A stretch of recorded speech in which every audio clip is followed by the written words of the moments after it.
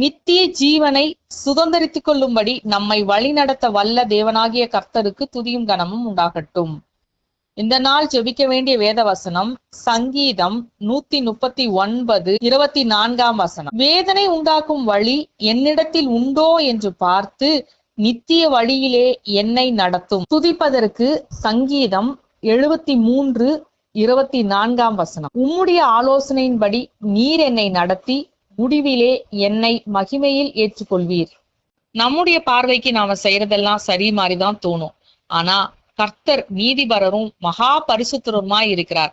அதனால அவர் நம்மை ஆராய்ந்து அறிந்து அவருக்கு வேதனை உண்டாக்கும் வழி நம்மிடத்தில் இருந்தால் அதை நீக்கி போட்டு கர்த்தர் நம்மை உணர்த்தி சரியான வழியில நடத்தும்படிக்கு இந்த நாள்ல நம்மை ஒப்பு கொடுத்து ஜெபிக்கலாம். கர்த்தரிடத்துல யாரெல்லாம் தங்களுடைய வாழ்க்கையை ஒப்பு கொடுத்து அவரே நடத்தணும்னு ஜெபிக்கிறாங்களோ அவங்களுக்கு தேவையான ஆலோசனையை கர்த்தர் தந்து அவருடைய சித்தத்தின்படி வழி நடத்த உண்மை உள்ளவராய் இருக்கிறார்.